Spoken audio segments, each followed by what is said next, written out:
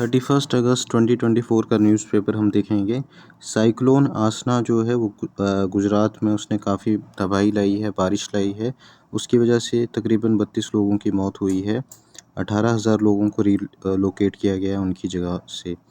Actual में इस cyclone की ख़ास बात ये है कि इसका ओरिजिन ज़मीन पर हुआ है। यूजुअली साइक्लोन जो हैं वो समंदर में या सीज़ और ओशंस में बनते हैं। कच्छ रीजन जो गुजरात का है और साथ का पाकिस्तान का एरिया, वहाँ से इस साइक्लोन आसना की शुरुआत हुई है और ये पहला साइक्लोनिक स्टॉर्म है जो अरेबियन सी में बना है अगस्त के महीने में 1976 के बाद। सो साइक्लोन एक इम्पॉर्टेंट टॉपिक है एग्ज़ाम्स के लिए, इसके बारे में हमें नॉलेज होना चाहिए। नेक्स्ट यहाँ पर है लेटरल एंट्री के रिलेटेड टॉपिक है। लेटरल एंट्री क्या होता है कि गवर्नमेंट दो तरीके से हायर पोजीशंस पे एम्प्लॉयज़ को लेती है। एक है डायरेक्ट रिक्रूटमेंट जब होती है, जैसे यूपीएससी के थ्रू या स्टेट पीएससी के थ्रू, और फिर उनकी प्रमोशंस होती रहती हैं सीनियर पोजीशन तक। वो नॉर्मल रूट है। और एक लेटरल एंट्री होता है जब कोई व्यक्ति अपने प्रोफेशन में अच्छा कर रहा है तो उसको वहाँ से उठा के एक ऑर्गेनाइजेशन में डायरेक्ट एंट्री दी जाती है टॉप पोजीशन पर, उसे लेटरल एंट्री कहते हैं। तो यहाँ पर खबर आई है कि आईकार जो है Indian council of agriculture research, वहाँ पर 2700 साइंटिस्ट जो हैं वो डायरेक्ट लेटरल एंट्री के थ्रू अपॉइंट किए गए हैं। अब लेटरल एंट्री का नुकसान जो बताया गया है इस आर्टिकल में वो ये है कि जो एससीज़ और एसटीज़ की रिज़र्वेशन होती है उसको बाईपास किया गया है, क्योंकि इसमें रिज़र्वेशन को फॉलो नहीं किया जाता। सिमिलर इशू यूपीएससी के द्वारा जो लेटरल एंट्री की करवाई गई थी, नोटिफिकेशन लाई गई थी, तब भी उठा था। फिर गवर्नमेंट को वो जो नोटिफिकेशन थी वो कैंसिल करनी पड़ी थी। यहाँ खबर ये है कि टीवी सोमनाथन जो हैं हमारे इंडिया में अब कैबिनेट सेक्रेटरी होंगे। कैबिनेट सेक्रेटरी एक आईएएस ऑफिसर का सबसे बड़ा रैंक होता है। वो प्राइम मिनिस्टर को असिस्ट करता है डेली उसके काम में, और जितना भी कंट्रोल होता है वो कैबिनेट सेक्रेटरी के पास ही होता है आईएएस ऑफिसर्स का। यहाँ पर न्यूज़ है article 19(1)(a) of the constitution के related. Article 19(1)(a) freedom of speech and expression की बात करता है कॉन्स्टिट्यूशन में। अगर आप इंडियन पॉलिटी पढ़ें तो वहाँ पर फ्रीडम ऑफ प्रेस भी उसका एक पार्ट है। और योगी आदित्यनाथ की गवर्नमेंट ने एक नई डिजिटल मीडिया पॉलिसी लाई है, जिसके हिसाब से जो भी कंटेंट क्रिएटर्स गवर्नमेंट की अच्छी स्कीम्स को शो करेंगे उन्हें रिवॉर्ड दिया जाएगा, मॉनेटरी रिवॉर्ड यानी पैसे दिए जाएंगे। लेकिन इसी डिजिटल मीडिया पॉलिसी 2024 की सेक्शन 7 सब सेक्शन 2 है, वो कहती है कि लीगल एक्शन लिया जाएगा अगर कोई भी social media post anti national हुआ, एंटी सोशल हुआ। और ये जो प्रोविज़न है एंटी नेशनल और एंटी सोशल, ये काफ़ी वास्ट है, इसको डिफ़ाइन नहीं किया गया है और ना ही इसकी बाउंड्री सेट की गई हैं। तो ऐसा भी हो सकता है, ऐसा प्रेस वाले कह रहे हैं कि ऐसा हो सकता है कि इसका मिसयूज़ हो, क्योंकि एंटी नेशनल और एंटी सोशल ये किस चीज़ को गवर्नमेंट देखेगी, वो अपने हिसाब से देखेगी। तो ये एक इशू है। नेक्स्ट यहाँ पर न्यूज़ है, कुछ दिन पहले काल कुरिची हूच ट्रेजिडी हुई थी। हूच ट्रेजिडी क्या था कि जो नकली शराब बनाई जाती है, मेथनॉल होता है, उससे उसको कंज्यूम करने से डेथ होती है। तो वो इलीगली बनाई जाती है, तो वहाँ पर कुछ लोगों की मौत हुई थी। अब यहाँ पर तमिलनाडु गवर्नमेंट कह रही है हाई कोर्ट को कि सीबीआई को केस देने की ज़रूरत नहीं है, हमने केस ऑलरेडी सॉल्व कर लिया है। तो इसका यूज़ हम कहाँ पर कर सकते हैं? सोसाइटी जो सेक्शन है GS1 का, वहाँ पर कहीं भी अगर सोशल इश्यूज़ आते हैं तो इस एक एग्जाम्पल को कोट किया जा सकता है कि कालकुरुचि में हूच ट्रेजेडी हुई थी। यहाँ पर फिर से वही न्यूज़ है कि एजुकेशन मिनिस्ट्री ने तमिलनाडु को कहा है कि पहले MOU साइन करो, हमारे साथ एग्रीमेंट साइन करो, तब जाके हम समग्र शिक्षा फंड्स रिलीज़ करेंगे। इम्पॉर्टेंट ये है कि तमिलनाडु के जो चीफ मिनिस्टर हैं उन्होंने कहा है कि गवर्नमेंट ने हमारा जो समग्र शिक्षा स्कीम है उसका पैसा बंद कर दिया है। उन्होंने कहा है जब तक कि आप PM श्री स्कीम नहीं ज्वाइन करते हो तब तक आपको बाकी का पैसा नहीं मिलेगा। तो यहाँ पर हमें इन दो स्कीम्स के बारे में नॉलेज होना चाहिए। समग्र शिक्षा स्कीम जो है, समग्र होता है यूनाइटेड, तो ये स्कीम जो है प्री स्कूल से लेके क्लास 12th तक को कवर करती है और इसमें काफ़ी पैसा दिया जाता है स्टेट गवर्नमेंट्स को। PM श्री एक नई स्कीम सितंबर 22 में लॉन्च हुई थी, जिसमें बोला गया था कि पूरे इंडिया में 14,500 स्कूल्स बनाए जाएंगे जो एक मॉडल स्कूल की तरह काम करेंगे और वो बाकी के स्कूल्स को गाइड करेंगे, और ये सब होगा नेशनल एजुकेशन पॉलिसी 2020 के अकॉर्डिंग।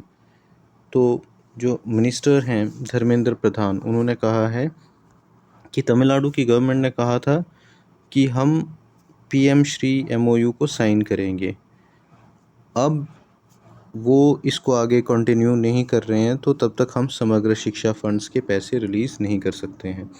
इस न्यूज़ का फ़ायदा ये है कि हमने समग्र शिक्षा स्कीम के बारे में नॉलेज हो गया। PM श्री स्कीम पेपर में पूछा जाएगा किसके रिलेटेड है, तो हमें पता है कि मॉडल स्कूल्स बनाने के रिलेटेड है।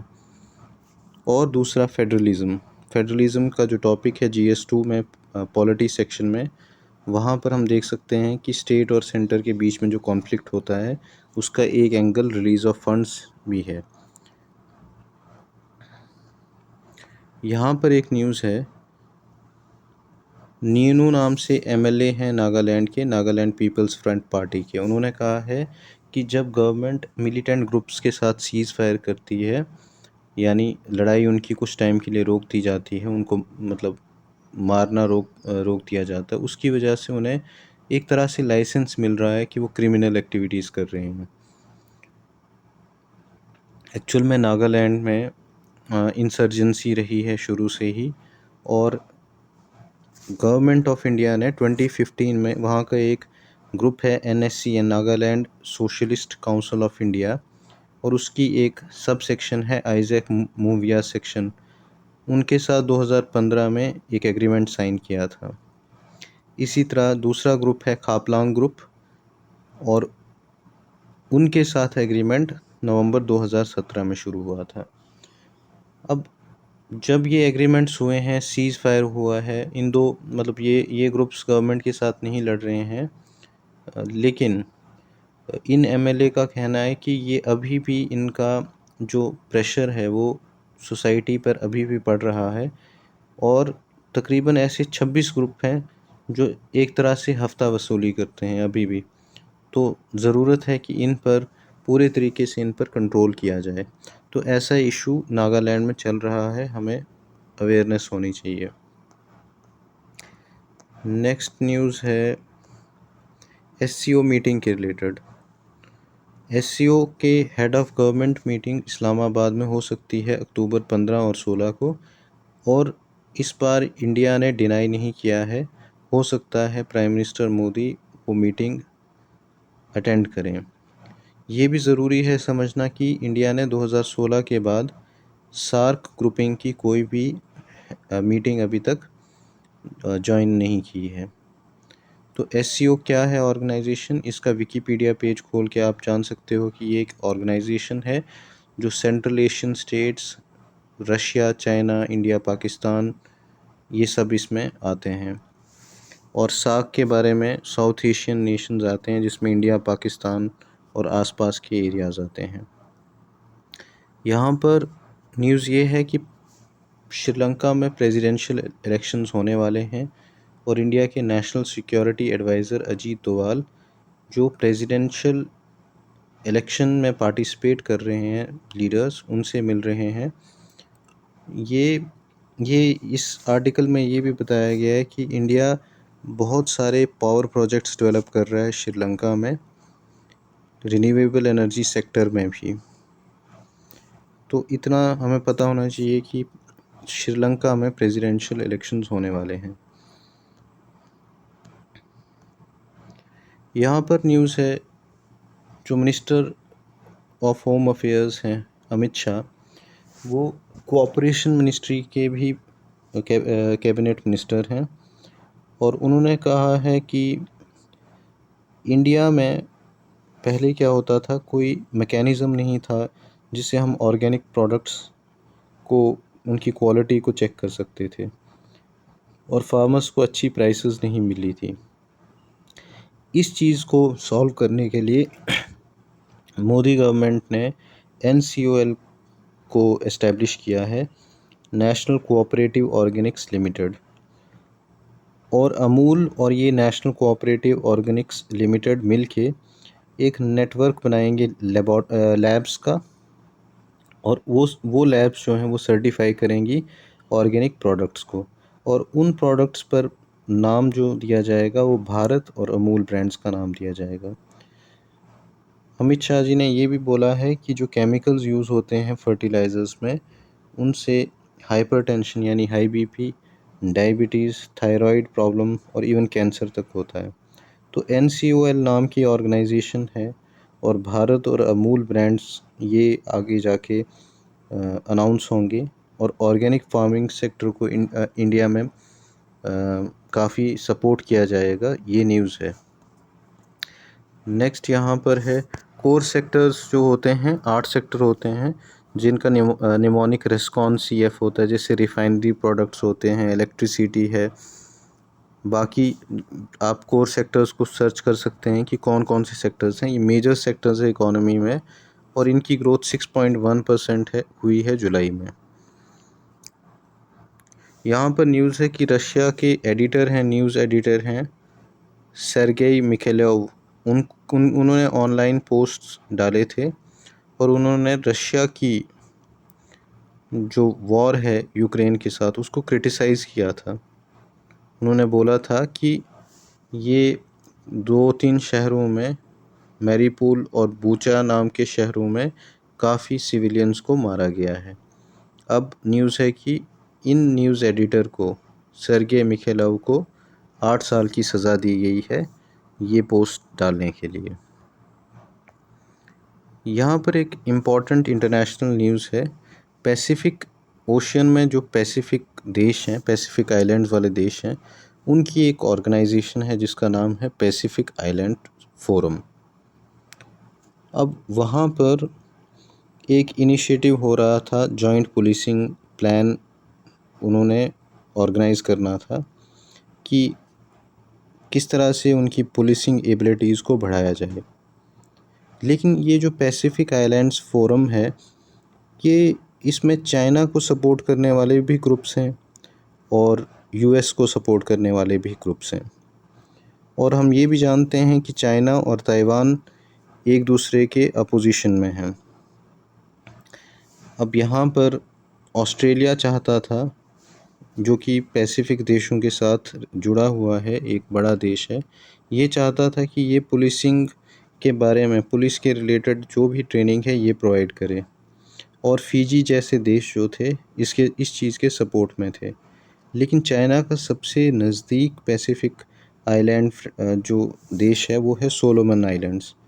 तो इन्होंने कहा कि हम ताइवान को इस पुलिसिंग एक्टिविटीज़ से अलग करना चाहते हैं, और ताइवान से हम दूरी बनाना चाहते हैं। इसी तरह से इनकी इंटेंशन ऑस्ट्रेलिया के अगेंस्ट भी थी। अब ताइवान क्योंकि चाइना के अगेंस्ट है, इसीलिए सोलोमन आइलैंड चाहता था कि ताइवान को डेवलपमेंट पार्टनर ना बनाया जाए पैसिफिक आइलैंड फोरम का, और उसे निकाल दिया जाए। और सोलोमन आइलैंड के फॉरेन मिनिस्टर ने कहा कि ये जो फोरम है उसमें हम डील करते हैं सोवरेन स्टेट्स के साथ, और क्योंकि ताइवान जो है वो सोवरेन नहीं है, वो चाइना का पार्ट है अकॉर्डिंग टू चाइना, तो उसके साथ हम उसे अपना डेवलपमेंट पार्टनर या इवन पुलिसिंग में भी, इसको पुलिसिंग के लिए भी हेल्प नहीं ले सकते। तो फाइनल डिक्लेरेशन जब आई तो ये जो सोलोमन आइलैंड के फॉरेन मिनिस्टर का जो नज़रिया था, इसको इम्पोर्टेंस नहीं दी गई, और जो 1992 में ताइवान के साथ एग्रीमेंट हुआ था उसको जारी रखा गया। यानी ताइवान अब भी पैसिफिक आइलैंड्स का डेवलपमेंट पार्टनर होगा। सो ओवरऑल ये न्यूज़ है कि पैसिफिक आइलैंड्स फोरम नाम का एक ऑर्गेनाइजेशन है जिसमें पैसिफिक आइलैंड नेशंस हैं। कुछ देश यूएस को सपोर्ट करते हैं, कुछ देश चाइना को सपोर्ट करते हैं। सोलोमन आइलैंड्स चाइना का एक मेजर पार्टनर है वहाँ पर, और वो चाइना की वजह से ताइवान के पैसिफिक आइलैंड फोरम से जुड़ने के अगेंस्ट है।